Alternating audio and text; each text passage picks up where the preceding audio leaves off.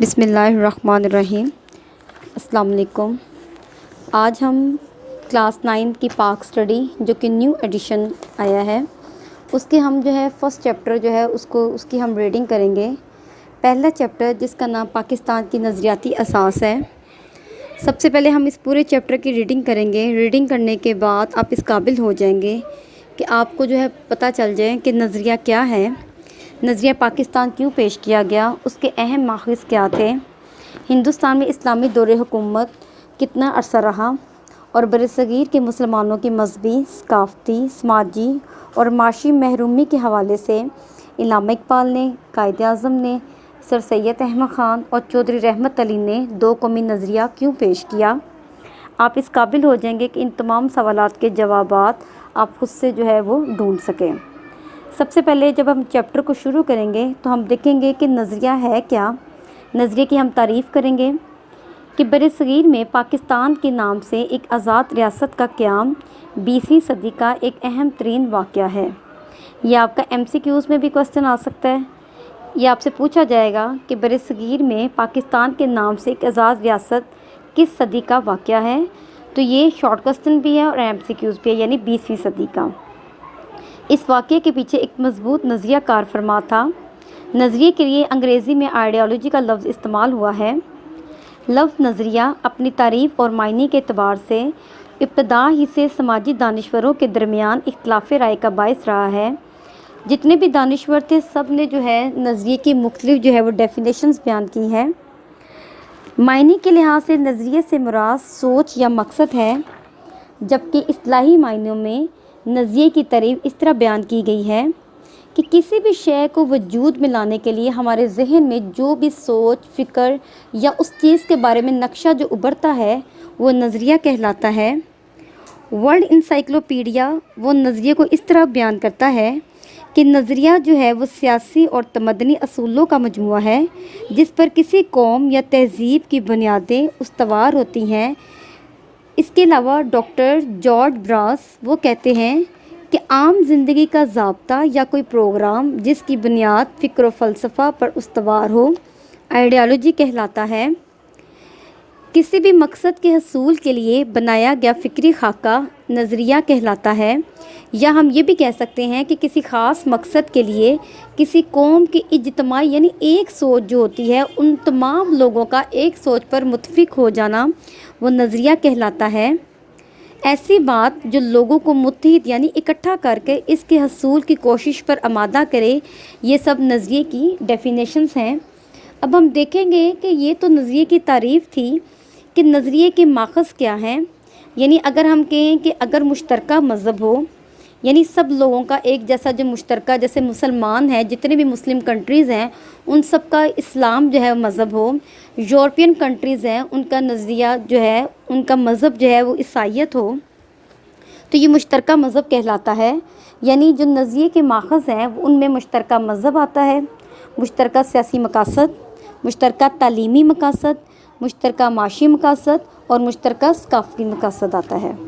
سب سے one by one ہم سب سے پہلے ہم مشترکہ مذہب کو وہ ڈیفائن کروں گی میں کہ مشترکہ مذہب محض عبادات کا مجموعہ نہیں ہوتا، بلکہ وہ کسی قوم کی پوری معاشرتی زندگی کو متاثر کرتا ہے۔ 19ویں صدی میں برصغیر پاک و ہند میں کئی ہندو تحریکیں وجود میں آئیں، جن میں آریہ سماج اور برہمو سماج وغیرہ نے جنم لیا۔ ان دونوں تنظیموں کا یہ مقصد تھا ہندوؤں کی ہندو مذہب کی اشاعت کرنا اور مسلمانوں کو نیچا دکھانا تھا۔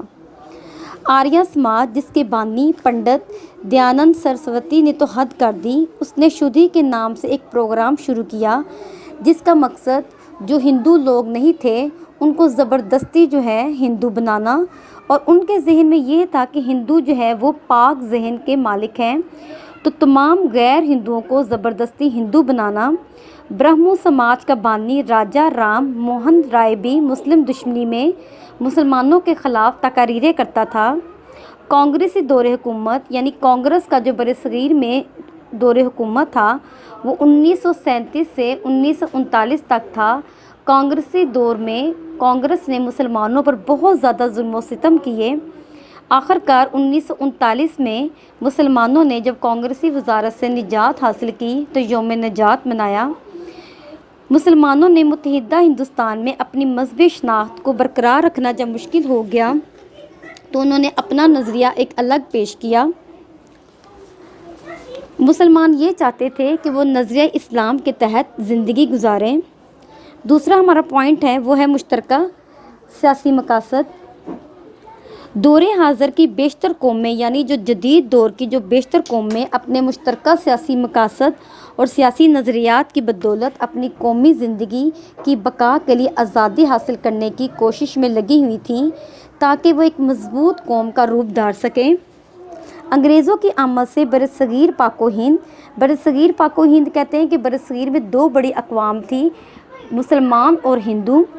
ان میں جمہوریت کا تصور ابھرا۔ جمہوریت سے مراد یہ ہے کہ جس میں ایسا نظام حکومت جس میں عوام اپنی رائے کا کھلم کھلا اظہار کر سکیں اور جس میں حکومتی نمائندوں کا انتخاب عوام اپنے ووٹوں کے ذریعے کرے۔ آبادی کے لحاظ سے مسلمان برصغیر پاک و ہند میں اقلیت میں تھے یعنی کم تعداد میں تھے، لہٰذا حکومت میں مسلمانوں کا حصہ بھی تھوڑا تھا۔ نئے سیاسی نظام نے جو شعور دیا اس وجہ سے مسلمانوں کا تشخص ابھرنے لگا یعنی مسلمانوں کی ایک الگ پہچان بننے لگ گئی۔ تھرڈ ہمارا پوائنٹ ہے مشترکہ تعلیمی مقاصد۔ مشترکہ تعلیمی مقاصد بھی کسی قوم کے نظریے کے ماخذ ہوتے ہیں۔ انگریزوں نے برصغیر پہ قبضہ کرنے کے بعد ایک ایسا نظام تعلیم متعارف کروایا، یعنی وہ چاہتا تھا انگریز کہ ہر جگہ انگریزی زبان کو جو ہے وہ برتری حاصل ہو اور اردو زبان جو ہے وہ تقریباً ختم کر دیں۔ اس پر مسلم علماء نے رد عمل کا اظہار کرتے ہوئے انگریزی زبان سیکھنے کو خلاف اسلام قرار دیا۔ بیشتر مسلمانوں نے نیا نظام تعلیم کو رد کر دیا اور یہ سب ایک نظریے کی بنیاد پر ہوا اور وہ نظریہ کون سا تھا؟ وہ اسلام تھا۔ چوتھا ہمارا پوائنٹ ہے مشترکہ معاشی مقاصد۔ مشترکہ معاشی مقاصد بھی کسی بھی قوم کے نظریے کے ماخذ ہیں۔ 1857 کی جنگ آزادی کے بعد انگریزوں کی ہمدردی حاصل کرنے کے لیے ہندو جو ہے انگریزوں کو یہ بات سمجھانے میں کامیاب ہو گئے کہ جنگ آزادی میں مسلمانوں کا کردار زیادہ تھا، وہ مستقبل میں مسلمان دوبارہ اس قسم کی کوشش کر سکتے ہیں۔ اس کے نتیجے میں انگریزوں کا جو رویہ مسلمانوں کے ساتھ سخت ہوتا چلا گیا، معاشی لحاظ سے مسلمانوں پر ظلم و ستم کرنے لگے، مسلمانوں کو ہر جگہ نظر انداز کیا جانے لگا۔ ان تمام وجوہات کی بنا پر مسلمانوں کے لیے کاروبار اور تجارت کے مواقع ختم ہو گئے، لیکن انہوں نے اپنا نظریہ نہ چھوڑا یعنی نظریہ اسلام کو نہیں چھوڑا۔ لاسٹ ہمارا پوائنٹ ہے مشترکہ ثقافتی مقاصد۔ ثقافت میں زبان، لباس، خوراک، رہائش ہر طرح کی چیز آ جاتی ہے۔ مشترکہ سیاسی مقاصد کی بنیاد پر کسی بھی قوم کا نظریہ جنم لیتا ہے۔ انگریزوں کو ہندوستان پر قبضے کے وقت اردو کو سرکاری زبان کی حیثیت حاصل تھی، لیکن جب برطانوی یعنی انگریزوں کا ہندوستان میں عمل دخل بڑھنے لگ گیا تو انہوں نے اردو کی جگہ ہندی زبان کو درجہ دینا شروع کر دیا اور دفتروں میں، اسکولوں میں ہندی زبان کو رائج کرنا شروع کر دیا۔ اردو چونکہ عربی رسم الخط میں لکھی گئی ہے اس لیے یہ اسلام اور مذہب کے مسلمانوں کے قریب تھی، جبکہ ہندی دیوناگری رسم الخط میں لکھی جاتی تھی، لہٰذا ہندوؤں نے اردو کی جگہ ہندی کو سرکاری زبان دینے کا مطالبہ کیا۔ مسلمانوں کو ہندی پڑھنے لکھنے پر عبور حاصل نہیں تھا۔